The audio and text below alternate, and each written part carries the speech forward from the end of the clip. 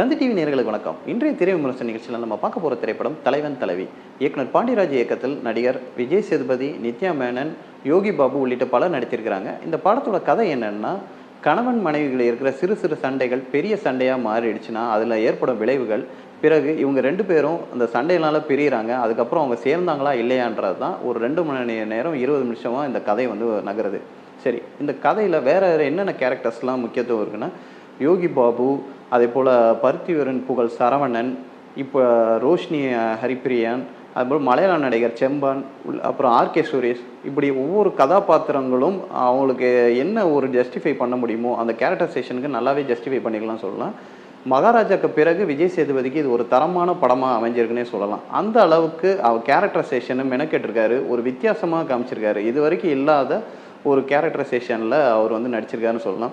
மதுரையில் வட்டாரத்தை காட்டுற அந்த விஷுவல்ஸ், காட்சி அமைப்புகள் எல்லாமே அழகாகவே இருக்குது. ஒரு யதார்த்தமான படமாக இது அமைஞ்சிருக்கு. கண்டிப்பாக பிஎன்சி ஆடியன்ஸுக்கு கவர் பண்ணுற அளவுக்கு ஒரு பக்கா கமர்ஷியல் படமாகவே இயக்குனர் பாண்டியராஜ் கொடுத்துருக்காரு. எப்படி ஒரு கடைக்குட்டி சிங்கம், நம்ம வீட்டு பிள்ளை, அந்த மாதிரி ஒரு குடும்பம் சார்ந்த உறவுகளை மையப்படுத்தி எடுத்தவனும் இதுவும் ஒரு குடும்பம் சார்ந்த படம். ஆனால் ஒரு ரகடான ஒரு காமெடி கலந்த ஒரு படமாக கொடுத்துருக்காரு.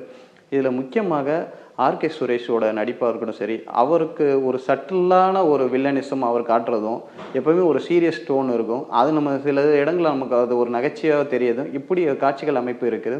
2வது, விஜய் சேதுபதி நித்யா மேனனுக்கான ஒரு கெமிஸ்ட்ரி பக்காவே ஒர்க் அவுட் ஆயிருக்குன்னே சொல்லலாம்.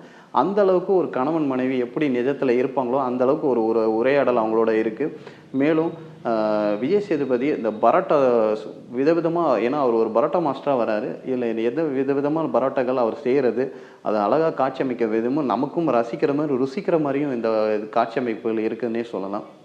இன்னொரு இந்த படத்தோட பெரிய ப்ளஸ் என்னன்னா, இசையமைப்பாளர் சந்தோஷ் நாராயணோட மியூசிக், பிஜிஎம் ஸ்கோராக இருக்கட்டும், ஒவ்வொரு சீனில் விஜய் சேதுபதியோட மாஸ் எலிவேஷன், சில சீனில் அவர் ஒரு சண்டை போடுற மாதிரி வரும்போது அதுக்கான மாஸ் எலிவேஷன், அதுக்கப்புறம் அது நகைச்சுவைக்கான இது, இப்படி எல்லாமே பக்காவாக பிஜிஎம் ஸ்கோர் இருக்குது. அதே போல் மியூசிக்கும் பாடல்களும் அந்தளவுக்கு நல்ல ரசிக்கிறபடியாக அமைஞ்சிருக்கு. படம் ரிலீஸ்க்கு முன்னாடி எல்லா பாடலும் ஹிட் ஆகிடுச்சு. அதுவே இந்த படத்துக்கு இன்னும் கூடுதல் ப்ளஸ்னே சொல்லலாம்.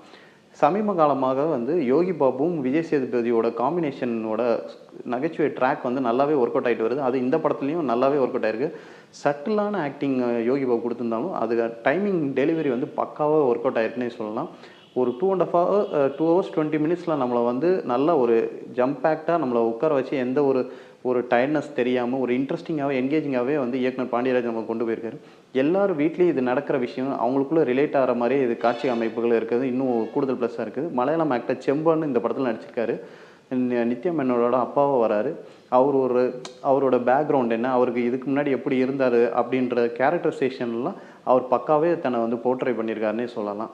மொத்தத்தில் ஒரு நல்ல ஒரு ஃபேமிலி தரமான படம், கொஞ்சம் ரெக்கார்டு கலந்த காமெடியும் இயக்குனர் பாண்டியராஜ் கொடுத்துருக்காருன்னே சொல்லலாம்.